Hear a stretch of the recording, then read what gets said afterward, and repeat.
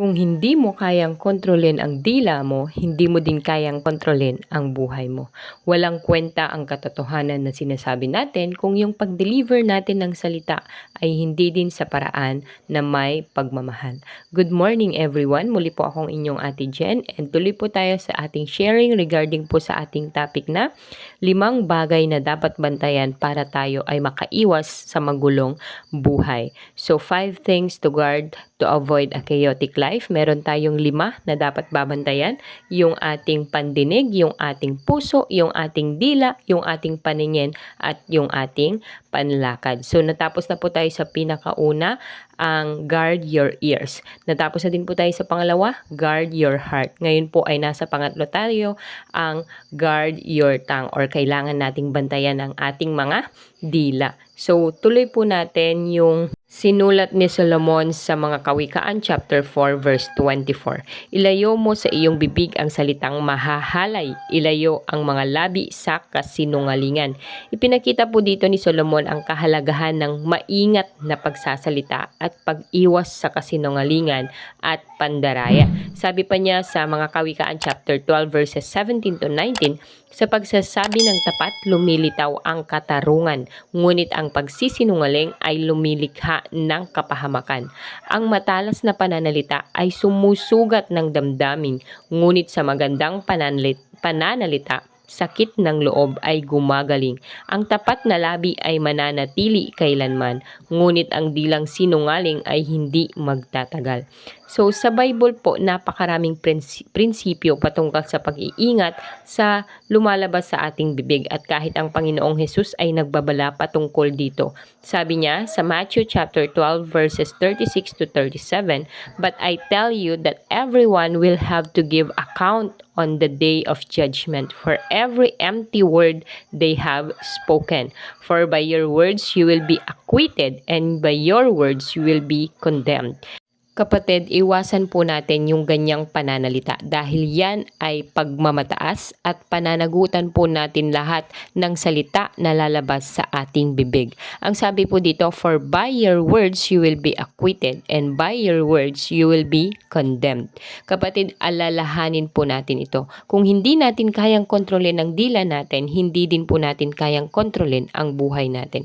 Kaya ngayon pa lang ay simulan nating praktisin ang pagsusupil sa ating bibig. Kailangan talaga bantayan ang tono ng ating pananalita dahil ito ang nakaka-offend sa ibang tao. Walang kwenta ang katotohanan na sinasabi natin kung yung pagde-deliver natin ng salita ay hindi din sa paraan ng may pagmamahal. So, ano-ano ba yung mga salitang babantayan natin? So, meron tayong siyam na dapat bantayan against sa ating mga dila, okay? Or 9 things to guard against with your tongue. So, meron tayo dito, murmuring. Ang dami namang pwedeng utusan. Bakit ako pa? Backbiting. Kaibigan ko siya, pero hindi talaga mapagkakatiwalaan ng tao na yan. Complaining. Bakit ba palagi na lang may problema? Tail bearing. Alam mo ba, si kapatid na ganito, nalulung yan sa sabong o baon yan sa utang. Judging. Kaya lang naman tumutulong ang tao na yan kasi gusto magpalakas sa boss. Pero sa totoo lang, sip-sip yan. Quarreling. Wala na akong pakialam sa kanya. Kung gusto niya yan, gusto niya yan. Bahala siya sa buhay niya. Huwag na huwag siyang hihingi ng tulong sa akin kasi makakatikim siya sa akin ng masasakit na salita. Disputing. Kapatid, alam mo mali yung pinaniniwalaan mo. Ito ang tama. Makinig ka sa akin. Alam ko na lahat yan. Pinag-aralan ko na yan. Condemning. Selfish ang taong yan, bahala na si Lord sa kanya. Dissension. Alam mo ba, sabi ni Pedro, ganito ka daw.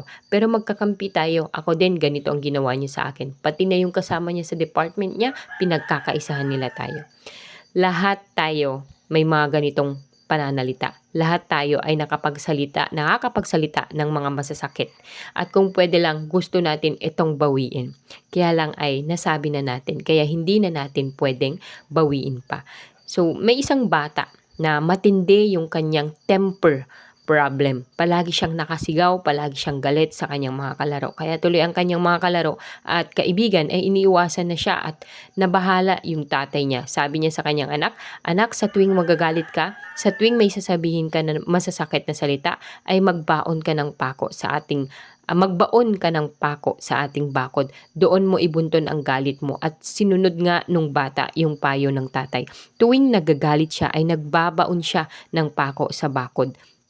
Sa umpisa, napakaraming pako ang binabaon niya, pero nang nagtagal-tagal ay na-realize niya na mas madaling kontrolin yung kanyang bibig kaysa magbaon ng pako. Kaya unti-untiin niyang kinontrol ang kanyang temper at di nagtagal, padalang ng padalang ang kanyang pagpapako sa bakod hanggang sa dumating yung time na hindi na niya kailangan ng pako at martilyo. Sabi niya sa tatay niya, "Tay, wala na akong ipinapako." Sabi ng tatay, sige, ngayon naman sa tuwing makokontrol mo ang iyong bibig sa pagsasalita ng masasakit ay bumunot ka ng isang pako. At ginawa nga ito nung bata hanggang sa nabunot na lahat ng pako doon sa bakod, and then tuwang-tuwa siya. Tinawag niya ang kanyang tatay. Sabi niya, "Tay, tingnan mo, yung bakod wala ng pako kahit isa." Tapos yung tatay tinuro niya yung mga butas. Sobrang daming butas doon sa bakod. Sabi niya, yung mga butas na yan ay hindi na mawawala. Gaya ng mga taong sinabihan mo ng masasakit na salita. Nagkaroon din sila ng sugat sa kanilang puso at hindi na yan mawawala kahit pa magsabi ka ng sorry o mag-apologize ka. Kaya nga mga kapatid, simulan nating mag-ingat sa bibitawan nating salita. Dahil pag nabitawan natin ito ay mahihirapan na nating bawiin ito. Now, sa halip na masasakit na salita ang ating bitawan, ay praktisin natin ang words of affirmation. Alam mo po, sabi sa libro ni Gary Chapman na The 5 Languages. So, meron daw po tayong 5 lengguwahe ng pagmamahal or 5 paraan kung paano tayo magpapakita ng pagmamahal sa ating kapwa o sa ating mahal sa buhay. So, unang-una, words of affirmation. Pangalawa, acts of service. Pangatlo, physical touch. Pang-apat, gift giving. And panglima, quality time. So, yung pinakauna doon, ang words of affirmation ay napakahalaga po kasi ito yung paraan natin ng pagpapakita, pagsasabi ng mga magagandang bagay sa ating kapwa. Yung mga salitang kanais-nais, like yung pagsasabi ng I love you sa ating mga mahal sa buhay, yung pag-appreciate ng kanilang magandang ginagawa or ng mga magagandang bagay sa kanila, yung sinasabi na, "Wow, ang galing mo naman," or "Ang ganda-ganda naman ng anak ko," or "Wow, napakasipag mo naman," 'di ba? Yung mga bagay na yon mas nakakapag-build ng confidence ng ating mga mahal sa buhay kaysa yung ang papansinin natin lagi ay yung mga hindi magagandang bagay, like yung "Ayan ka na naman, ginagawa mo na naman yan, ang pangit-pangit." So, yung mga bagay na ganun ay nakakapagpababa ng confidence ng ating mga anak. So, mas maganda pansinin lang natin yung kung ano yung mga magagandang bagay sa kanila and sabihin natin yon through words of affirmation para nang ganun ma-lift up yung spirit nila, ma-build yung confidence nila at mawala sa kanila yung hiya. Okay? Again, let us guard our tongue. Let's be very careful sa mga salitang lumalabas sa ating mga bibig. It's either nakakasakit tayo or nakakasugat tayo ng puso ng ibang tao. Okay? So hanggang dito na lamang po for this video at abangan nyo po ang mga susunod pa nating mga videos. So meron pa tayong 2 na dapat babantayan sa area ng ating buhay upang makaiwas tayo sa magulong buhay or magulong pamumuhay. So yun yung guard your eyes and guard your feet. Bantayan natin yung ating mga mata at bantayan natin yung ating mga paa. Okay? So, abangan nyo po sa mga susunod na mga araw itong mga to. Okay? At kung napagpagpala po kayo sa mga videos natin, ay huwag nyo pong kalimutang i-like at i-follow na din ang ating Facebook account, ang Jennifer Versola Bacanay, at pasubscribe na din po at palike din sa ating YouTube channel, ang Bacanay's Mini Farm. Okay? Maraming salamat po at nawa ay tulungan niyo po ako at suportahan sa adhikain kong ito na makapag-share ng mga words of God through social media platform. Maraming salamat po at pagpalain po tayong lahat.